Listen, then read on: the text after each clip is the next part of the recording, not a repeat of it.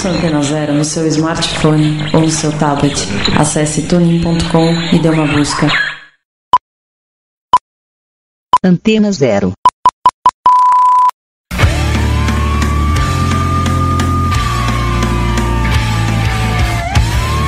A Rádio Antena Zero apresenta Desobediência Sonora.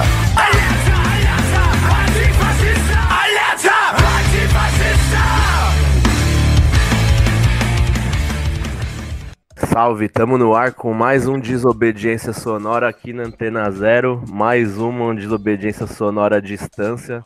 Infelizmente não estamos aqui com os convidados na rádio, mas tem a parte boa que a gente consegue falar com as pessoas de fora da capital aqui. E hoje eu tô com uma presença da Baixada Santista aqui. Eu tô com o professor Ricardo Rugai, professor da rede pública, historiador, cervejeiro também, que isso é importante. E tô com o Fernando também, que ele é historiador e cartunista. Ele vai me ajudar nas perguntas aqui, porque a gente vai falar de um assunto um pouquinho tranquilo, que é a economia além do capital. A gente pensar uma coisa aí um pouco pra frente. E aí valeu, gente, por ter disponibilizado aí um tempo para trocar ideia com a gente. Começando pelaquela perguntinha que eu particularmente tenho bastante dificuldade em entender, e eu acho que vocês vão me ajudar aí a responder. Como que funciona esse lance da dívida pública brasileira? Que todo mundo tanto fala, você vê auditoria, você vê sempre falando nos jornais, mas pra gente aí que é meio leigo, sempre fica aquela dificuldade de entender. Bom, a dívida pública, ela não é uma coisa única do Brasil, né? A dívida pública existe em todo país tem dívida pública, primeira coisa. Então, ter dívida pública não é necessariamente um defeito único do Brasil. A segunda coisa é que a dívida pública existe desde que existe o Estado. Na verdade, o Estado surge junto com a dívida pública, né?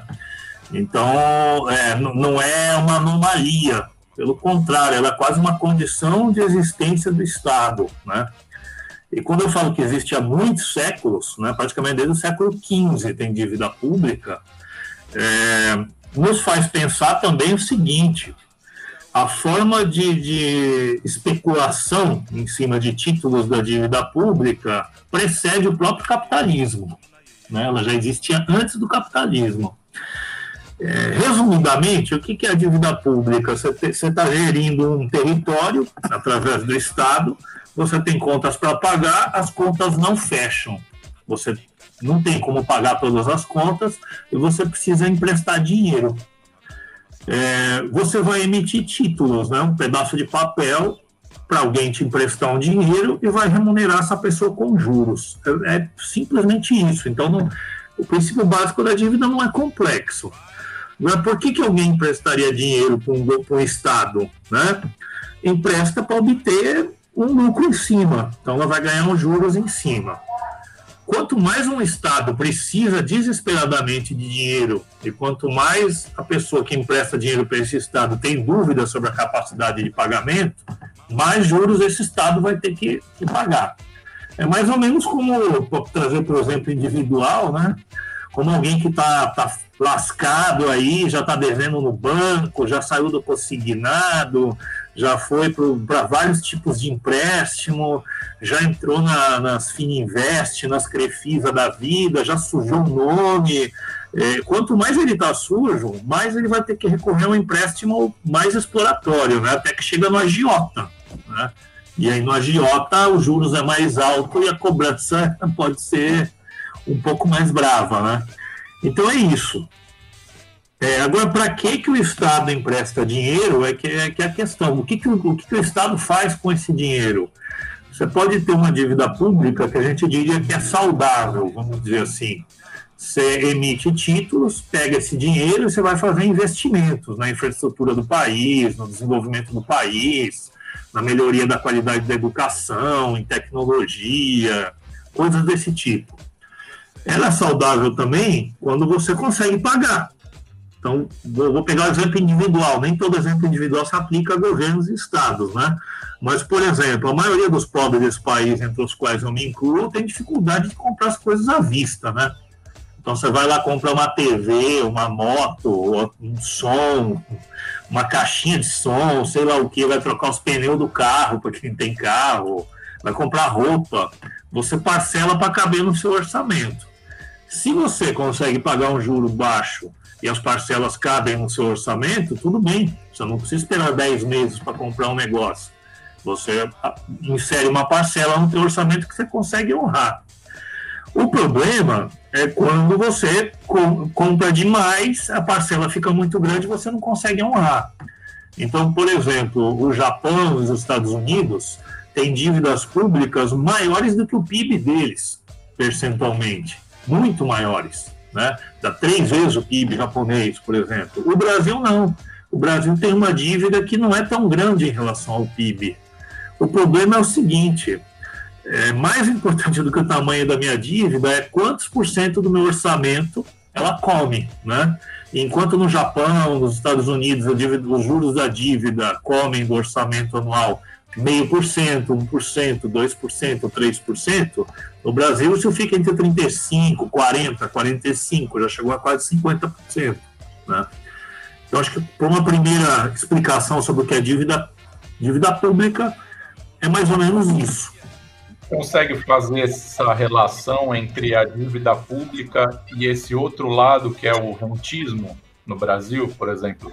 O quanto desse dinheiro que sai como dívida, ele é para especulação pura e simples, né? Para especuladores internacionais, e fazer essa relação do porquê, então, que o Brasil mantém esse sistema, né?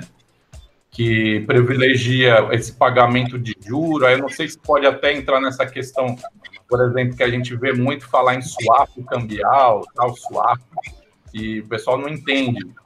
E porque a gente continua refém, praticamente escravo, né, desse sistema que leva o dinheiro para fora, enquanto a gente tem a maior parte dos recursos que deveriam ser para investimento em saúde, educação, não conseguindo ter esse acesso por conta dessa desculpa da dívida, né? O pagamento da dívida e essa ideia da política fiscal, né? Sim. A gente pode dizer que aqui no Brasil a gente tem emitido dívida pública basicamente para segurar dinheiro no Brasil, né? Então, o que acontece é uma grande chantagem, né? Os caras, meio que as pessoas que compram os títulos da dívida exigem uma queda de braço para o governo, que o governo remunere uma taxa razoável esses títulos para eles manterem o dinheiro aqui. Quando o Lula, por exemplo, falava vamos honrar os contratos, os governos falam honrar os contratos, basicamente eles estão dizendo o seguinte: vocês vão poder continuar sacando dinheiro a qualquer momento que vocês quiserem daqui, né? Que para o investidor, principalmente estrangeiro, ou mesmo o investidor brasileiro que leva dinheiro para fora, com um clique na internet, se ele sentir algum risco do país quebrar, do governo quebrar, ou se ele estiver insatisfeito com a taxa de remuneração e achar alguém que pague mais lá fora, ele pode transferir esse dinheiro imediatamente, né? Então, está ligado ao rentismo, está ligado ao capital financeiro, logicamente, né? Isso come uma parte do nosso orçamento. Essa dívida não é emitida para a gente gerar infraestrutura, saúde, educação. Agora, eu já dei muito curso, muita palestra sobre dívida pública, conheço bastante auditoria cidadã já durante um tempo, tudo. Agora, para quem tem uma perspectiva um pouco mais profunda sobre essa questão, é bom a gente pensar no seguinte: a gente faz a crítica da dívida e com a dívida a gente explica um pouco o orçamento do Brasil, né? Todo mundo já deve ter visto um gráfico de pizza, para quem não viu eu recomendo, que mostra lá o que vai para a dívida, o que vai para a previdência, que são 2 parcelas da pizza, fatias da pizza visíveis, e dali para frente você tem que botar uma lupa na pizza, porque é 1%, 2%, 0,01%, é centesimal as parcelas, né? Então dá para ter ideia de como é que é distribuído o orçamento nacional. Isso serve para politizar, isso serve para explicar. Mas teve uma vez que eu estava discutindo até com o companheiro do PSOL, que era ligado à auditoria cidadã, e eu falei para ele, beleza, a gente entende que é assim tudo, mas isso aqui não é só uma questão contábil, né? Não é só uma questão racional. Então, legal, o dinheiro está indo para os rentistas, a gente vai chegar ao governo e vai falar, não vai mais para os rentistas. Nós vamos fazer auditoria, nós vamos parar de pagar quem não deve ser pago, nós não vamos pagar quem a gente acha que está explorando, e agora nós vamos aplicar o dinheiro no que deve ser aplicado. Isso é um jogo. Qual é o passo do adversário? O adversário não vai ficar imóvel, né? Não é uma questão de contabilidade.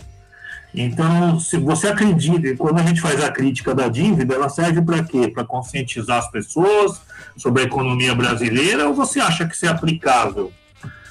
Porque a economia não é contabilidade, né? A economia, chamava-se de economia política porque ela está imersa numa luta.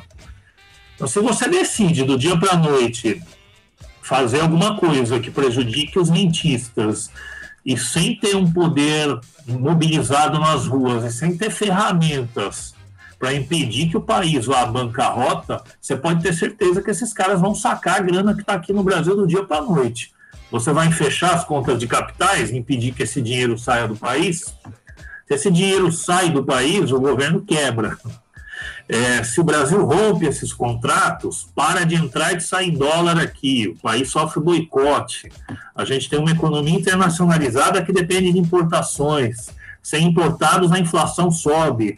Então, assim, eu disparo esse monte de questionamentos para as pessoas, às vezes, para falar o seguinte: nós estamos falando a sério disso aí ou é só caô, entendeu? Porque é fácil falar, a gente não vai gastar com dívida, vai gastar com saúde e educação, como se todos os problemas fossem se resolver com isso.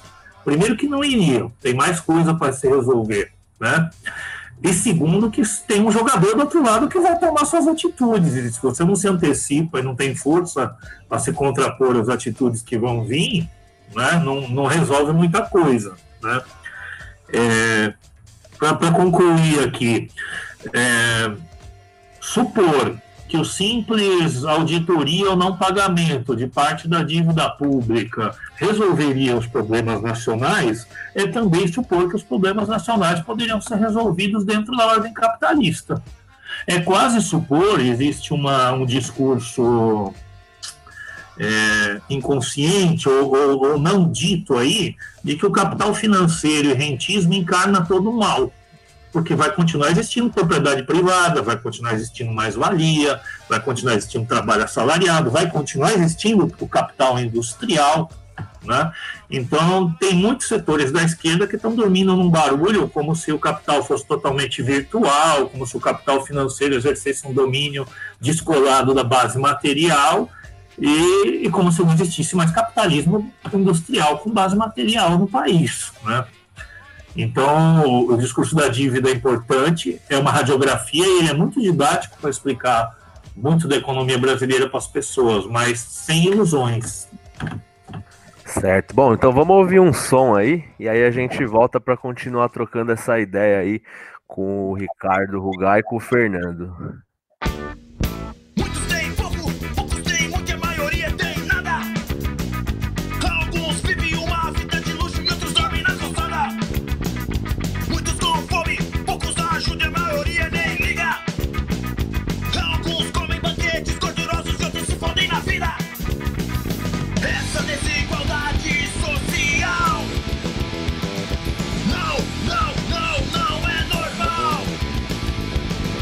Essa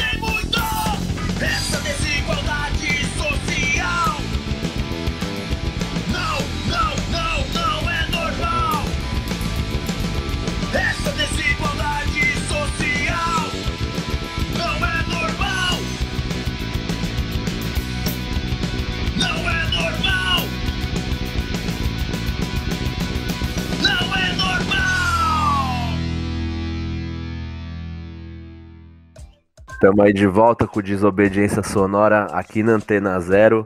Hoje estamos aqui trocando uma ideia com o Rugai e com o Fernando sobre economia e pensar aí, fazer um exercício de pensar uma economia para além do capital. O Fernando tinha uma pergunta aí para fazer. Fernando, qual que é que você ia fazer aí?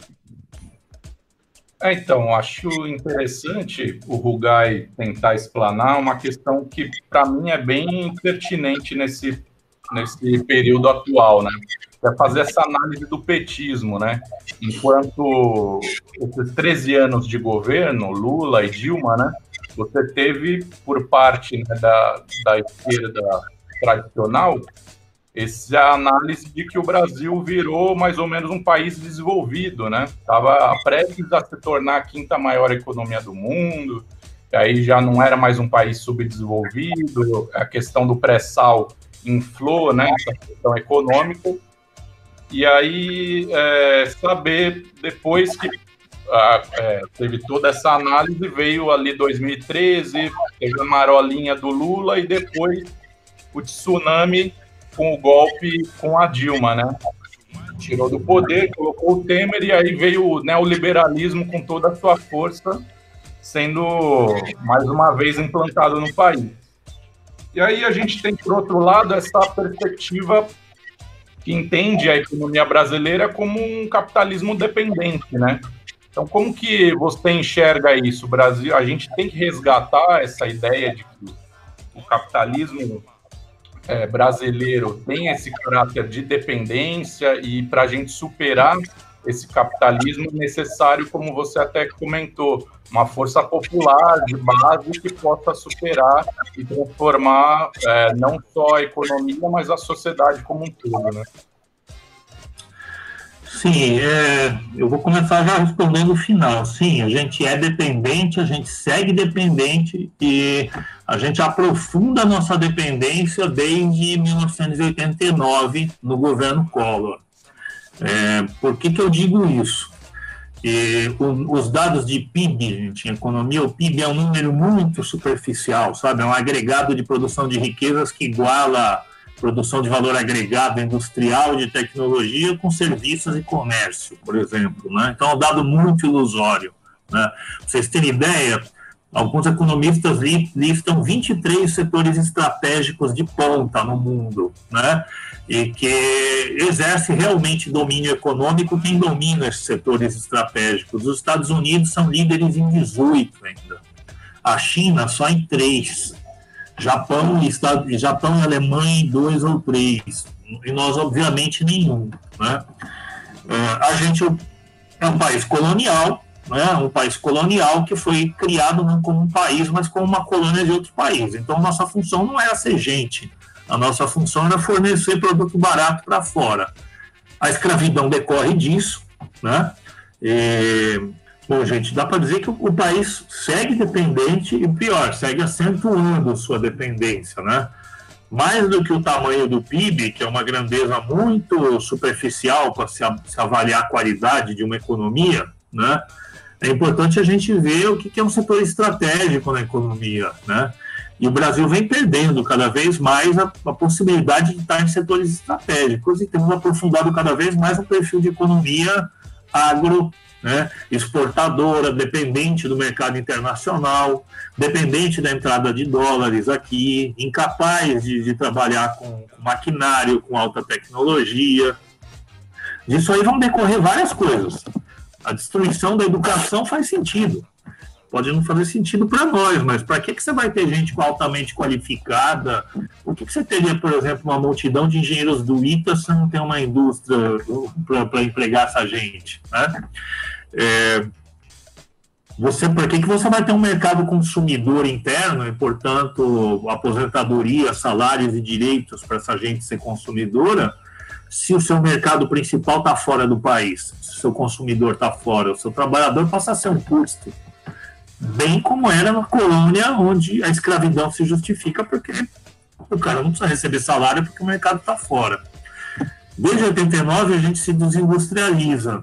Esse processo não foi revertido nem no governo Fernando Henrique, nem nos governos petistas. Houve um pequeno ensaio no governo Dilma, que aliás tem um peso na queda dela, né, que a gente pode comentar depois, mas foi um período bem de exceção, eu diria. A gente basicamente surfou numa onda de commodities. Não vou dizer que é tudo igual, sempre foi, porque outros governos provavelmente teriam surfado nessa onda e não teriam nem promovido a distribuição de renda que de fato aconteceu aqui. Muito mais via elevação dos salários, né, e elevação das aposentadorias. Salário mínimo e as aposentadorias subiram além da inflação nesses anos todos, verdade seja dita, e isso incrementou o mercado do consumidor interno, né? Isso aí, inclusive, promoveu uma classe média ou uma classe C, né, que é outro debate também complicado de ser feito. A gente tem um partido que se diz dos trabalhadores, que chega para o trabalhador e diz que ele não é trabalhador, que ele é classe média, né? Como se ser trabalhador fosse uma condição vergonhosa a ser superada, né? A gente foi se tornando dependente quando esses commodities aí, eu estou falando de soja, de ferro, de petróleo, né, de laranja, de exportações agrominerais caíram no mercado internacional, a gente desabou junto, né? O ferro caiu pela metade, o preço caiu pela metade, o volume de exportações, a nossa economia foi indo para o buraco com isso daí. E aí a gente descobriu que a gente não tinha aproveitado essa deixa para reindustrializar o país, ou para reduzir de fato a dependência. Linkando essa questão, por exemplo, com a dívida, né, a gente basicamente trocou, de umas décadas para cá, dívida externa por dívida interna. Então, se você pegar antes do governo Fernando Henrique, a dívida externa é muito grande, a dívida interna é muito menor. A gente praticamente foi trocando. A princípio é uma vantagem, porque você fala, bom, não está em dólar, está em real essa dívida. Mas ela foi remunerada com juros altíssimos. Então, o que o Lula fez, por exemplo, e que ficou muito maldito ou mal explicado? O Lula pagou a dívida externa? Quase todo curso ou palestra de economia que eu faço vem essa pergunta, né? Bom, a dívida externa brasileira, o Lula pagou uma parte dela, a menor parte, que era uma dívida atrelada com o FMI. É bem ilustrativo a forma como essa dívida foi paga. Ela foi paga, é uma dívida com juros anuais de 4% numa época em que o dólar estava baixo e não tinha nenhuma perspectiva de subir. Ela foi paga com emissão de títulos de dívida a 19%. É mais ou menos como você falar assim, eu quero guardar dinheiro na poupança, mas eu não tenho dinheiro. Eu vou sacar dinheiro do cheque especial, que está me cobrando juros de 10% ao ano, no caso do Brasil, pagou-se 20%, para guardar num lugar que vai me pagar meio. Você está entendendo? Não tem o menor sentido econômico esse pagamento de dívida. Mas teve um sentido midiático, propagandístico, de dizer o Brasil pagou a dívida externa. Na verdade, permaneceu uma maior parte da dívida externa, só que a gente acumulou reservas cambiais em dólar, que agora estão sendo torradas, aliás, e essas reservas seriam suficientes para, vamos dizer assim, se o Brasil quiser, ele vai lá e paga. Um dinheiro como se... Então, por que não foi lá e pagou? Porque são reservas estratégicas no sentido de resistir a um ataque especulativo. Adivinha onde o Brasil guardava suas reservas em dólar? Ele comprava títulos do Tesouro Americano, que remuneram a 1%, 0,5%, 0,25%, dependendo da época. Então, olha só a situação. Você pega suas reservas em dólar, não paga a dívida total, guarda, aplica nos Estados Unidos com uma remuneração quase zero, enquanto isso você continua pedindo dinheiro de fora e pagando juros altíssimos por título da dívida pública. Isso aconteceu no governo do PT. Outra coisa que a gente vê que aconteceu, né? E nós estamos falando dos limites institucionais, não estamos cobrando nenhuma revolução aqui, nós estamos falando de medidas reformistas. O mesmo Congresso que aprovou o impeachment da Dilma foi um Congresso que aprovou a auditoria da dívida pública. Pouca gente sabe disso. E ela foi vetada pela Dilma. Então, um dos poucos instrumentos em que ela poderia ter de pressão, né, naquele momento em que o governo estava sendo acuado, não foi feito, né? Quando a gente vai falar também da parte econômica desse período, a gente também, uma outra coisa que ficou intocada foi a política tributária, né? Só para vocês terem uma ideia, tem 3 dados que são interessantes para a gente pensar. O Brasil, até uns anos atrás, eu não estou com o dado desse ano ainda, mas em juros e amortizações da dívida, 900 bilhões. Em sonegação fiscal, sonegação, hein? Ou evasão de divisas, 400 bilhões. Em corrupção, 80. Então, longe de mim falar que a corrupção não é um problema, mas se a gente der a dimensão desses números, a gente vai ter a dimensão exata dela, né? Não foi mexido na estrutura tributária do Brasil, né? A maioria dos países cobra muito por imposto de transmissão de propriedade, de heranças, por exemplo, tributa investimentos. Aqui a gente tributa consumo. Então, percentualmente, um trabalhador que ganha salário mínimo paga 49% de imposto. Um rico que tem aplicações financeiras paga, em média, 21%. Então, tem algumas mentiras nessa história, e tem que chamar de mentira mesmo. Não é verdade que nós temos a maior carga tributária do mundo, a nossa carga tributária está na média. E mais mentira ainda é supor que os empresários os mais ricos desse país pagam muito imposto. Pelo contrário, eles pagam pouco imposto nesse país. Quem paga imposto aqui são os trabalhadores e os mais pobres.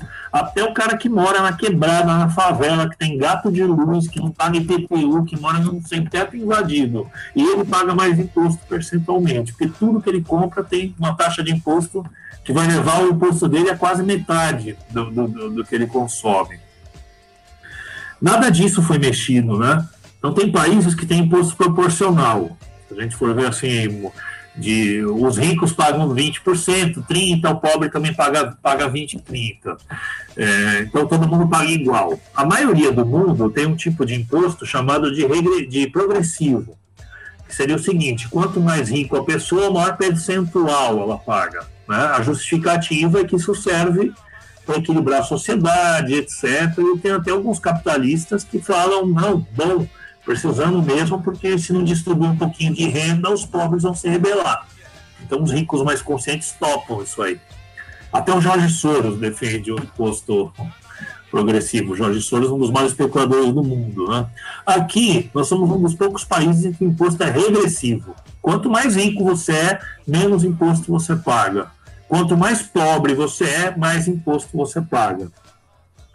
O salário mínimo, por exemplo, o salário mínimo não, o imposto de renda sobre o salário, desculpe, sofreu uma mudança no governo Fernando Henrique, que foi simultânea a uma mudança na tributação sobre lucros e dividendos no mercado financeiro, nas bolsas de valores.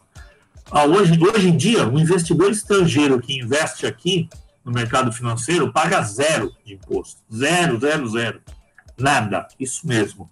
Lanchas, helicópteros não pagam imposto. Quem compra um carrinho velho aí, um Uno velho, paga IPVA. Lancha, helicóptero, não sei porque a gente não teve essa ideia ainda, não paga nada de imposto, né? Até o governo Fernando Henrique, 9 salários mínimos eram isentos de pagar imposto de renda, não tinha dedução nenhuma do imposto de renda. O Fernando Henrique isentou as aplicações no mesmo momento em que ele parou de corrigir a tabela do imposto de renda. Então, hoje em dia, um trabalhador que ganha 2 salários mínimos, 3 salários mínimos, ele já paga imposto de renda, né? Enquanto que, na época do Fernando Henrique, 9 era isento. Então, por exemplo, um governo reformista poderia ter feito algumas medidas que furaria o balão da classe média. Vocês imaginam toda essa classe média que endireitou, de repente, do dia para a noite, falando assim, você agora que ganha R$8.000 está isento de imposto de renda, porque nós vamos voltar a tributar os realmente ricos, não a classe média, né? Então, várias ferramentas poderiam ter sido usadas nesse sentido e não foram, né? Porque não se queria correr riscos de cutucar a onça com vara curta. Só que não adiantou, né? A crise veio, e quando a crise veio, aquele ditado se a farinha é pouca, meu pirão primeiro, acabaram as possibilidades de dar para os empresários de universidades e para os estudantes, para o dono de construtora e para o pobre que compra Minha Casa Minha Vida, né? Esse dar com as duas mãos se acabou, e a burguesia precisou de um governo bem mais duro, né? Temer, PSDB, não, foi pouco. Chegamos aí em quem promete a opressão suficiente para realizar o que a burguesia brasileira necessita.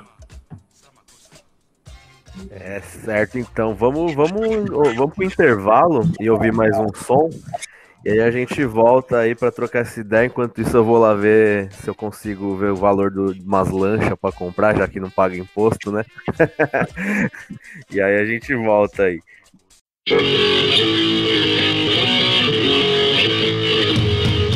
Altos e patrão de voz de FMI, OMC, Banco Mundial, todo capitalista consumir, comprar os que não tem dinheiro, como é que vão ficar? Pra viver tem que roubar! Você está ouvindo? La lucha contra el fascismo es la lucha por la libertad, contra el racismo, el sexismo, el capital y toda autoridad. Desobediência sonora.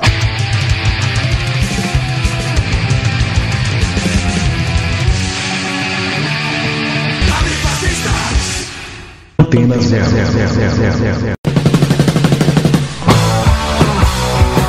A gente concorda que você não deve deixar o rock sair de você. Mas a gente acha que é preciso deixar o rock entrar também. Não basta apenas ouvir sempre as mesmas músicas daquelas mesmas bandas. É por isso que aqui a gente tem muito mais que 89 músicas na nossa programação. Aqui a gente toca rock de A a Z, porque nós somos uma rádio livre. Antena Zero, a rádio que não toca só o que você quer ouvir, mas o que você precisa escutar.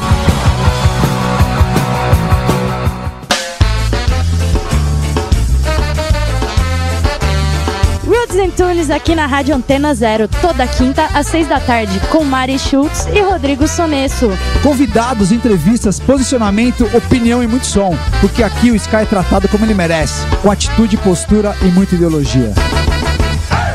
Mad Pizza, toda quinta-feira. Você de novo tá fazendo isso daí, cara. Tô anunciando o meu programa aqui na Antena Zero, cara. Quem falou que é seu, meu? Meu programa. Tá me atrapalhando, você tá me atrapalhando. Sai daqui, velho. Ô, para aí. Chega! Mad Pizza, toda quinta-feira, às 5 da tarde, aqui na Antena Zero. Pô, ela esqueceu de falar meu nome, meu. Não vai falar, ela vai falar só o meu nome. Não, o programa é meu, cara, tem que falar o meu nome. Rapaz, sai fora daqui. Apresentado por Mad Christian. Por Henrique Pizza. Mad Christian e Henrique Pizza. Meu nome veio primeiro, cara. Você tá aqui, velho. Não é nem você, cara, o programa é meu. Seu caramba, sai daqui. Comentários esdrúxulos. Piadas de mau gosto.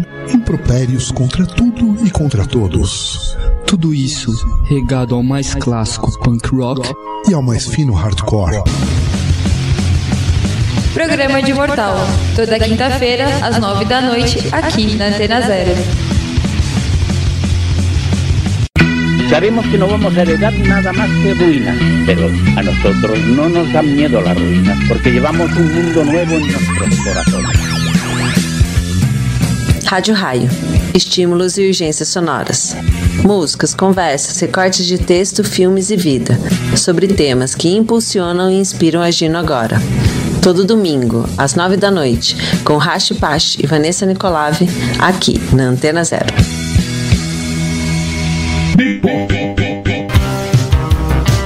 Todas as tendências musicais dos anos 80 em um só programa. Sábados, às 10 da noite, aqui na Antena Zero. Apresentação, Silvia Zahara.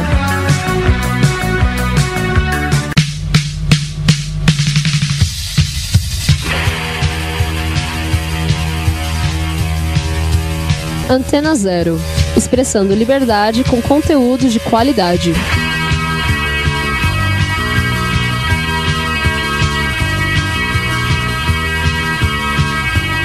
Antena Zero. Você está ouvindo? La lucha contra el fascismo es la lucha por la libertad, contra el racismo, el sexismo, el capital y toda autoridad. Desobediência sonora.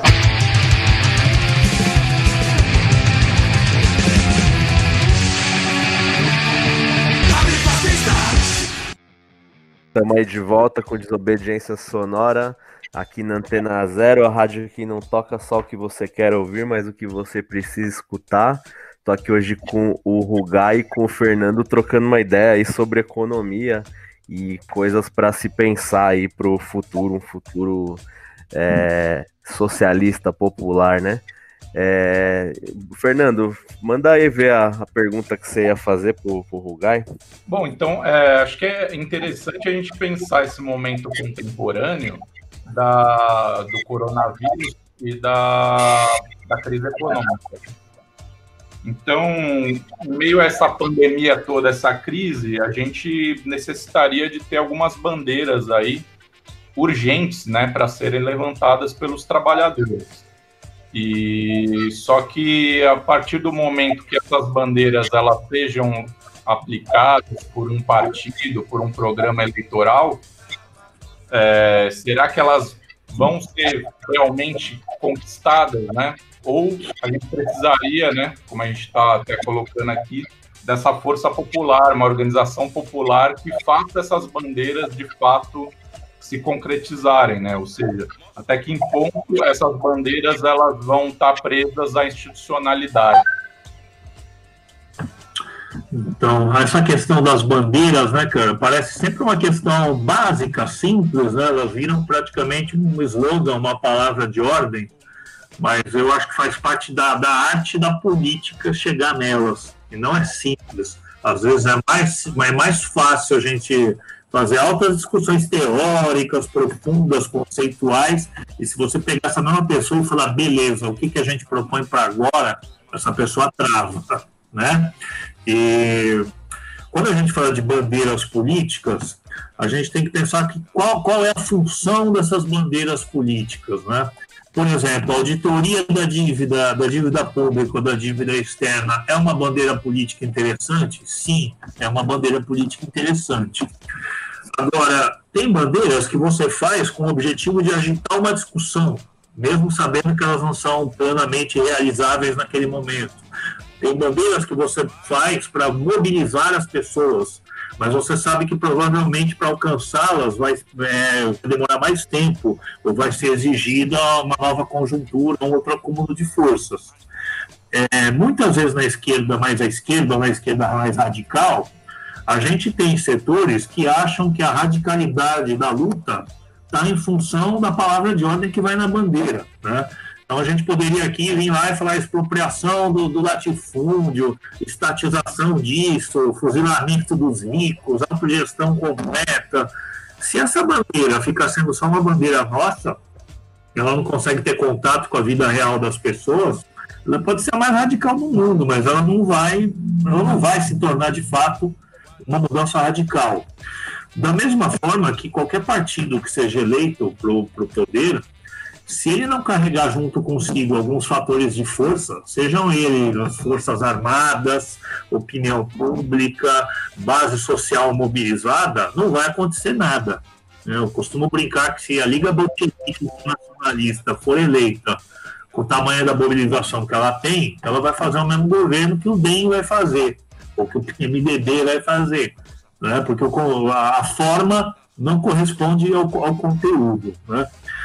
Então, assim, algumas bandeiras em termos institucionais que partidos da ordem que disputam as eleições, como PSOL, PT, PDT, etc., costumam colocar, o próprio PSOL, são interessantes. Por exemplo, a reforma tributária progressiva, que taxa os mais ricos, a auditoria da dívida externa, por exemplo, o programa de reindustrialização. Agora, entre isso ser justo, isso eu acho que dialoga com a população, acho que mobiliza, uma vez chegado ao poder, vai implementar?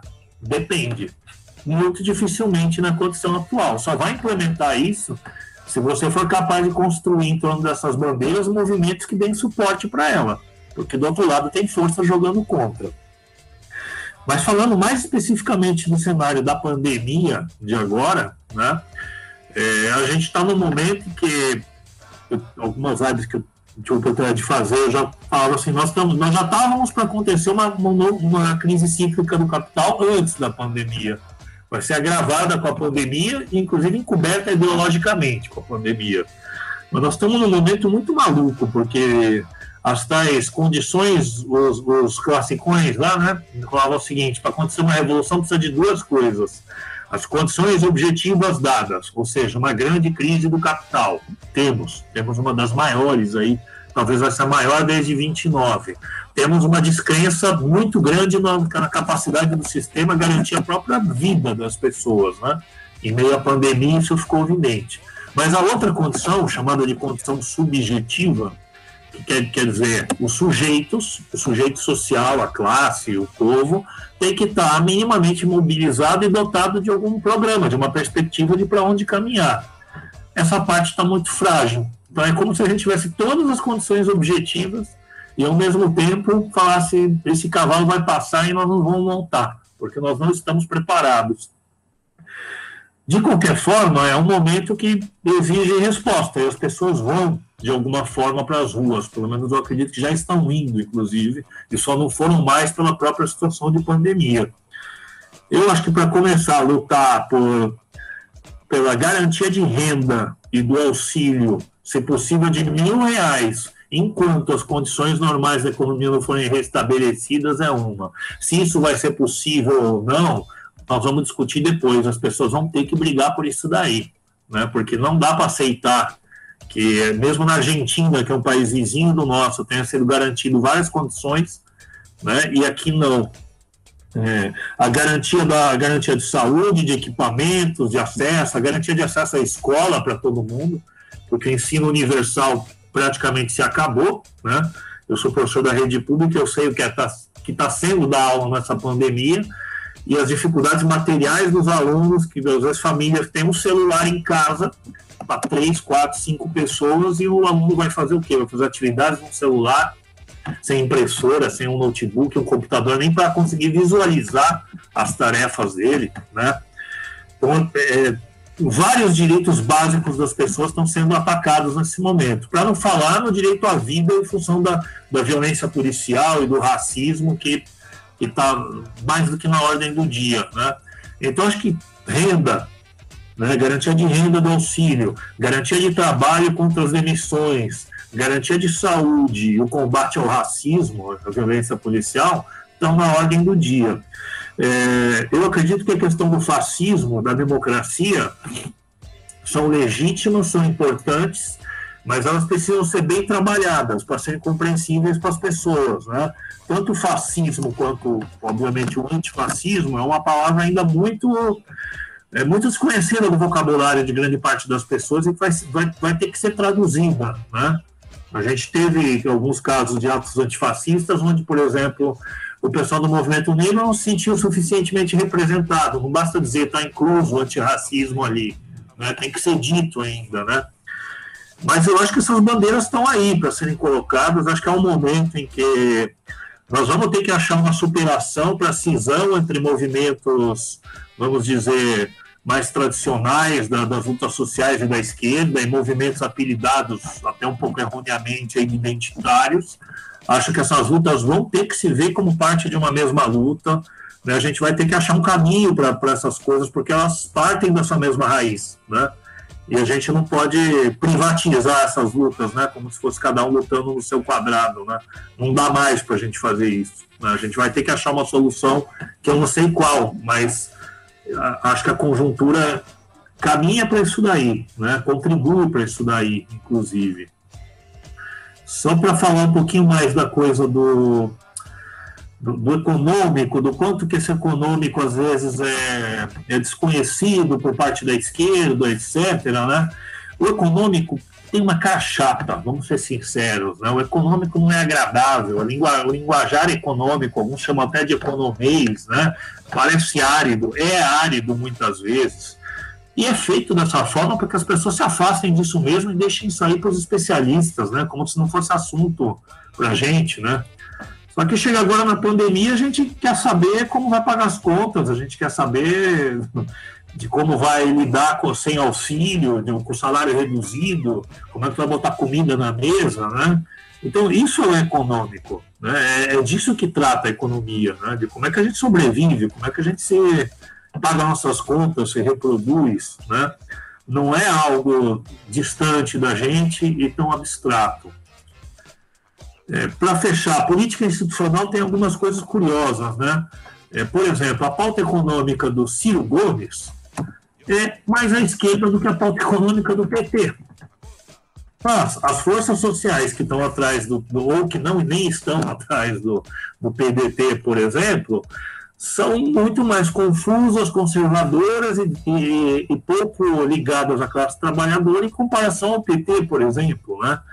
Então, entre o discurso, né, e que é um discurso importante de ser feito, e o recheio, a carne, o conteúdo dele, vai uma grande distância, né? E nós estamos num momento curioso, onde a gente está vendo gente que é liberal, às vezes, fazer um discurso mais incisivo do que muita gente da esquerda, né? Infelizmente, muitos liberais estão ocupando o espaço da esquerda enquanto oposição, seja no discurso, seja nas ruas, né? Certo, então vamos aí ouvir mais um som, e aí a gente volta pro último bloco para continuar trocando essa ideia aí sobre economia.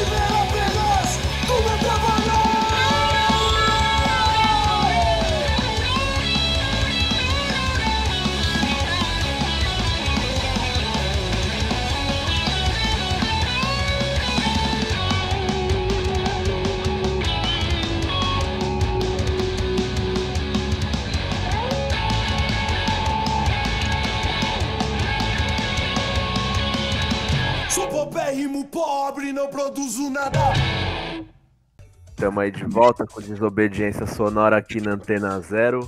Hoje eu tô trocando uma ideia aqui com o Rugai e com o Fernando sobre economia e chegamos aí no bloco final para falar agora com todo esse diagnóstico que foi feito antes, né? Tentar fazer algum tipo de prognóstico, né, Fernando? Que a gente tá até conversando aí. O que você manda aí pro Rugai? Então, acho que a gente pode pensar assim num futuro hipotético, né? Isso que no momento atual não considero tão longe assim. Não sei se isso vai ser na nossa geração, mas pode ser nas gerações futuras aí dos nossos filhos, de um processo revolucionário, né? Em vista que a gente tem, como o próprio Rugai falou, as condições objetivas ali colocadas, né? Uma crise econômica do capital gigantesca. E aliado com essa questão da pandemia, juntando todas essas manifestações gigantescas aí que estão acontecendo nos Estados Unidos, agora está passando no Brasil, Europa também, Ásia, né? E aí queria entender o seguinte, a partir dessa perspectiva aberta, um processo revolucionário, em que sentido que a gente, a classe trabalhadora, né, poderia reorganizar uma nova forma, né, econômica, superando essa identificação do capitalismo, né? Muito se fala em planificação econômica, aí pode ser uma planificação econômica centralizada ou federalista, né, descentralizada, e a partir daí como juntar toda a sociedade em prol de um projeto, um programa econômico. Pois é, essa é a pergunta de 1 milhão, de 1 bilhão, talvez, né? Mas eu acho que ela é muito pertinente, muito necessária. porque quando a gente fala de o que vai ser o socialismo, né, tem algumas atitudes a respeito dessa pergunta. Lá no século XIX, o Marx e grande parte dos anarquistas, quando respondiam sobre o que é ser o socialismo, eles quase que se recusavam a tratar desse tema. E é compreensível, porque eles estavam numa rejeição àquilo que foi chamado pelo Proudhon antes do Marx, inclusive, aliás, pelos economistas de direita antes do Proudhon, de socialismo utópico. Queriam construir modelos perfeitos para sair da sociedade, né? Uma espécie de hippie que vai para uma fazenda, inventa seu mundo perfeito. E aí o Proudhon e Marx, por exemplo, não colocou o seguinte: não, a gente tem que transformar a sociedade como um todo, e para isso a gente tem que entender a sociedade. Então nós vamos nos dedicar a estudar economia para entender essa sociedade antes de falar como vai ser a sociedade futura. Então para de imaginar como vai ser o futuro se você nem entende o presente. Era reprimido esse pensamento, vamos dizer, utópico sobre o futuro. Beleza, eles se dedicaram a entender economia, etc. Isso foi no tempo deles. Agora, nós estamos mais de 100 anos depois, já aconteceram inúmeras experiências socialistas, né? E, em geral, a atitude da esquerda, e aí acho que inclui todos nós, tudo que é setor de esquerda, se divide em algumas atitudes. Aqueles que seguem se negando a pensar sobre o futuro, ou porque não acreditam que vai ter essa transformação, no caso o reformismo. Então, se você não acredita que vai ter essa transformação, se você é cético, você vai indo, vamos pegando o que tem e melhorando. Nós vamos melhorando aqui, nós vamos fazer a dívida, o imposto, nós vamos dar uma melhoradinha na sociedade capitalista, se der para chegar ao socialismo progressivamente, a gente chega, mas vamos pensar a partir do presente, não vamos ficar com coisas mirabolantes. Tem outros que se negam a pensar, simplesmente, que acham que o simples fato de você pensar é você antecipar o futuro, você ser utópico demais, etc. Então o pensamento é bloqueado. E tem outros que acham que as experiências socialistas que aconteceram já resolveram todos os problemas, que elas foram muito boas, ou que elas tiveram probleminhas pequenos, mas a gente vai replicar a União Soviética, Cuba, China, Iugoslávia, sei lá quem mais, Romênia, Albânia, e está resolvido o problema. Eu considero que nenhuma desses caminhos aí nos responde, né? Não pensar sobre o futuro é a gente não construir uma sociedade, a gente replicar modelos ou que deram errado, ou que não são adequados para o nosso tempo, para a nossa realidade, também é uma furada. Então, as pessoas... Eu acho que ninguém precisa muito ser convencido dos males do capitalismo hoje em dia. Eu acho que as pessoas precisam mais ser convencidas de que existe outra possibilidade. É como se as pessoas tivessem plena consciência de que isso aqui está uma merda. Mas o que você me põe no lugar? O que você me apresenta? Como é que nós chegamos ali? Né? Se fala muito em distopia hoje, né? Essa palavra não era muito presente no vocabulário de antes. O que é distopia, né? É uma ausência de uma perspectiva futura sombria, do mesmo tipo que é a realidade de hoje, né? E é uma coisa quase, assim, óbvia, mas assim, como é que eu vou caminhar para algum lado sem horizonte? O que eu vejo hoje na esquerda, né, e me incluindo, tá? Não estou me excluindo disso aí, não, falando só para os outros, não. A gente diz não às coisas, a gente diz não à reforma da Previdência, a gente diz não aos direitos trabalhistas, a gente diz não a isso, não aquilo, não aquilo. Mas se a gente pegasse cada um de nós aqui separadamente, aplicasse um questionário e falasse o seguinte: o seu movimento, a sua agrupação, a sua organização, o seu partido conquistou o poder, da forma como você escolheu, o poder está nas suas mãos, o que é que você faz no dia seguinte? Vai ter porquê na propriedade privada? Vai abolir totalmente a propriedade? O planejamento é central, é federalizado, as trocas são diretas, tem moeda, não tem moeda, tem salários iguais, o salário é de acordo com a produtividade. Se o cara for preguiçoso porque ganha o mesmo salário, o que você faz com ele? Se uma região autônoma não quer fornecer o petróleo que está embaixo da terra dela, essa autonomia ainda é válida? Ou vão intervir? Eu poderia formular 200 mil perguntas desse tipo aqui, perguntas práticas, não teóricas. E a gente, se for sincero, vai ver que a gente não está em condições de respondê-las, né? Nenhuma revolução socialista chegou na condição de pegar o capitalismo pronto. Por exemplo, Marx pensava o seguinte: nós temos que fazer a evolução dos mais adiantados, senão nós vamos socializar a miséria. Então, nós vamos pegar o capitalismo no ponto mais avançado, para aproveitar essa tecnologia, porque aí a gente vai poder dividir as coisas de um jeito que não falte para ninguém. E nessa condição a gente chega ao anarquismo, que é a abolição do Estado. Reparem que para o Marx a abolição do Estado está ligada à abundância econômica. Sem abundância econômica, alguém vai ter que dividir, vai ter que racionar esse negócio e vai ter que ser um organismo com força, que seria o Estado. As revoluções não aconteceram nos países mais desenvolvidos, nenhuma delas, né? Todas foram em países atrasados, todas tiveram que realizar etapas de desenvolvimento. A gente não tinha questões ecológicas colocadas naquele período, né? Então, a gente tem um aprendizado histórico das experiências socialistas que a gente se recusa muito a estudar, porque ele é incômodo, porque ele vai mostrar dificuldades. E a gente lê muito mais os clássicos, né? E é importante ler os clássicos, mas o que aconteceu na Espanha, o que aconteceu na Iugoslávia, na Romênia, na União Soviética? Tem dilemas práticos. Eu não estou falando aqui que a gente tem que reconstituir modelos perfeitos ou utopias, mas eu acho que a gente tem que pelo menos prefigurar um pouquinho mais que tipo de sociedade a gente quer chegar, para definir arcos de alianças, para definir estratégias. Quando eu militei no anarquismo há muito tempo, muita gente falava autogestão. Fala, mas autogestão como? Tem moeda? Tem mercado? Planifica tudo? Porque, vamos ser sinceros, se você tiver uma planificação central ou federalista total, a gente vai ter burocracia sim. Não vai participar todo mundo, as decisões não são imediatas, né? Tem mil problemas para serem pensados. E quando a gente não pensa, a gente reproduz as coisas. Só para falar um dilema, né? Tinha um senhor que já falecido, que participou de vários encontros da gente, era o seu Diego Jiménez, lutou na Guerra Civil Espanhola, né? Foi das Juventudes Libertárias, né? Ficou em campo de concentração na França, tudo. Então ele me conta, ele era um sujeito muito simples e que contava muitas coisas que ele viveu ali, né? Então ele falava de situações como, por exemplo, o seguinte: eles coletivizavam tudo. Então coletivizar para eles significava cada um consome o que quiser. Assim mesmo, cada um pega o que quiser. Eu falei assim: e se faltar pão, seu Diego? Aí a gente vai bater na casa do cara e vai arrancar o pão dele, na marra.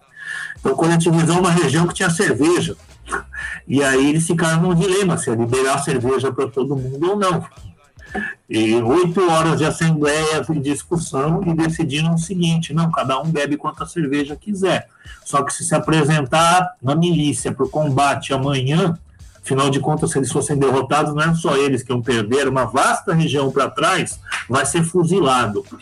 Cada um decide pela sua consciência e arca com as suas atitudes. Não sei nem como eu me posiciono em relação a isso, mas é só para dar uma ideia de dilemas práticos. Ou, por exemplo, ainda para falar de Guerra Civil Espanhola, em alguns lugares se decretou igualdade salarial, em outros não. Nos lugares onde se decretou a igualdade salarial, tem regiões onde técnicos se negaram a trabalhar se não ganhassem mais e ameaçaram ir trabalhar para o lado dos fascistas. O que é que você faz numa situação dessa? Você deixa o cara embora pela liberdade individual, porque a revolução não é opressiva? Você obriga ele a trabalhar pelo mesmo salário? Teve anarquistas que votaram praticamente pela escravização desse sujeito, porque, afinal de contas, o conhecimento que ele teve foi graças à exploração, acesso privilegiado ao ensino, etc. Eu não estou dizendo que eu defendo isso, mas eu só estou dando uma ideia de dilemas práticos que acontecem, né?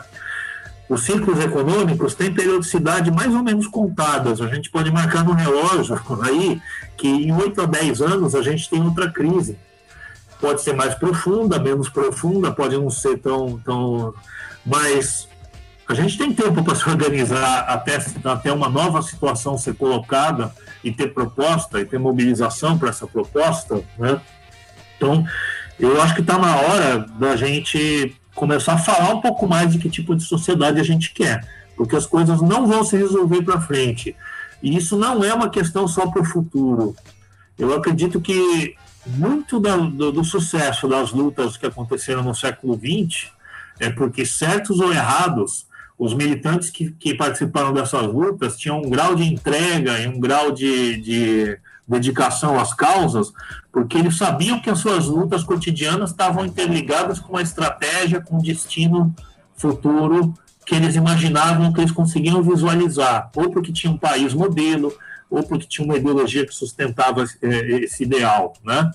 A gente não tem isso hoje em dia, então a gente não precisa inventar uma quimera, mas acho que a gente precisa tentar imaginar um socialismo factível, um socialismo que você consiga explicar para uma pessoa como vai funcionar. Um socialismo, não em todos os detalhes, porque à medida que a gente for se aproximando, novas coisas vão acontecendo, mas pensar sobre o futuro ajuda a gente a caminhar hoje, não só no futuro, né? A gente está tentando montar um curso sobre isso aqui na Baixada Santista, né? Ficou no gelo aí por conta da pandemia, tudo, mas tem muita coisa para ser lido sobre isso, sabe? Tem muita gente que já escreveu sobre essas questões, sobre essas dificuldades, tem concepções de mercado não capitalistas, né? Estudados por antropólogos, por vários estudiosos, tem um debate se qualquer mercado tende a se tornar capitalista ou não, tem um debate sobre a China, que é muito interessante, seja pela importância, seja por discutir os modelos de socialismo, tem a Iugoslávia, tem as experiências libertárias mesmo que de curta duração, né? Enfim, eu acho que é um pouco nesse sentido aí que eu acho que pensar sobre a economia no futuro não é uma perda de tempo, não é um exercício desprovido de sentido para esse momento, né? Pô, pena que o nosso tempo tá acabando aí, porque essa última parte, aí fica já o convite aí para outros podcasts só para falar sobre isso aí. E queria agradecer aí a participação sua, né, Rugai? E do Fernando em me auxiliar também nessa tarefa de fazer essas perguntas aí e compartilhar. E aí deixo espaço para vocês fazerem aí, você falar da sua cerveja, do espaço, do curso, o que vocês quiserem aí. Bom, eu sou morador aqui da Baixada, o Fernando também, né? A gente estava montando um curso tratando sobre um pouco resgatando a história da economia, o que significa economia, passando o socialismo como um todo surge como crítica da economia política, né? Aí não é só para o Marx, não. O termo crítica da economia política aparece no Proudhon antes do Marx, por exemplo, né? Então dá para dizer que o socialismo moderno surge como crítica da economia política. Em algum momento ele se afasta disso, né? E, no meu entender, ele precisa retomar essa questão, sem que a economia seja vista como uma coisa tecnicista. A economia é a nossa vida, a nossa comida, a nossa possibilidade de tempo livre, né? A nossa possibilidade de ter uma vida mais confortável, menos escrava do trabalho. É disso que a gente tem que falar quando a gente fala de economia, não é só de gráficos e de números, né? Isso ajuda, mas não é o principal na economia, né? Então, na formulação das pautas da gente, né, a esquerda tem se divorciado muito das preocupações populares, né? Quando o fascismo avança, e ele tem avançado em grande parte porque ele tem dialogado com preocupações econômicas das pessoas, tanto no Trump nos Estados Unidos, quanto com o Bolsonaro aqui. A gente pode, inclusive, discutir isso mais adiante. Então fica o convite aí para quem quiser saber um pouco mais do curso. A gente ainda está vendo se isso aí vai ser online, se a gente vai aguardar um pouco mais para ser ao vivo. Chama Encarando a Economia, está no Facebook da Associação José Marti. Quem der um Google aí na internet vai encontrar. A gente tem feito algumas lives aí abordando temas econômicos também pela Associação José Marti. E eu tenho uma cervejaria artesanal junto com a minha companheira, né? Trabalhamos em dois, numa pequena oficina. A cervejaria se chama Nós Outros, que é inclusive um nome em homenagem a um grupo revolucionário anarquista da Revolução Espanhola, né? E, enfim, é isso, acho que é isso. Agradeço muito o convite de vocês. Espero que eu não tenha falado economês aí para a maioria da galera. E é isso, já falei demais por aqui, gente. Muito obrigado pela atenção de todos aí. Valeu, Rugai, aí pela presença, pela participação. Foi formidável aí essa discussão aí, deu para dar um norte bem legal. E é legal também, da minha parte, a gente... eu construo junto com outros companheiros aqui na Baixada o grupo de estudos Poder Popular, né? É uma iniciativa de estudantes, trabalhadores aqui da Baixada, no sentido de fazer, né, esse estudo uma perspectiva de militância, né, não só teórico, né, mas essa questão prática. E eu também tenho aí quem quiser procurar, pode procurar no Facebook, Grupo de Estudos Poder Popular, né? E eu também tenho uma página também no Instagram e no Facebook do trabalho que eu faço com cartoon, né, caricatura tal, que é o Arte contra o Sistema, bem voltado para a criação de arte numa perspectiva libertária, anticapitalista. Aí quem quiser conferir, pode conferir lá no Facebook ou no Instagram. Valeu aí. Certo, então quem quiser ouvir o Desobediência Sonora, a gente vai ao ar todas as quintas-feiras, a partir das 4 horas na Rádio Antena Zero, antenazero.com, e quem não conseguir ouvir no dia, a gente tá no Spotify, todas as plataformas aí, iTunes e agregadores de podcast. Valeu, até a próxima.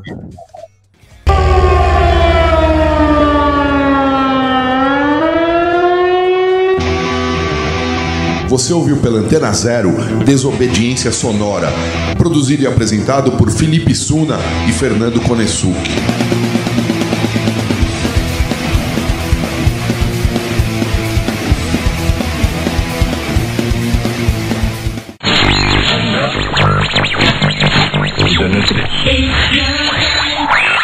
Você está na Antena Zero.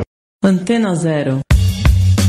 A rádio que não toca só o que você quer ouvir, mas o que você precisa escutar.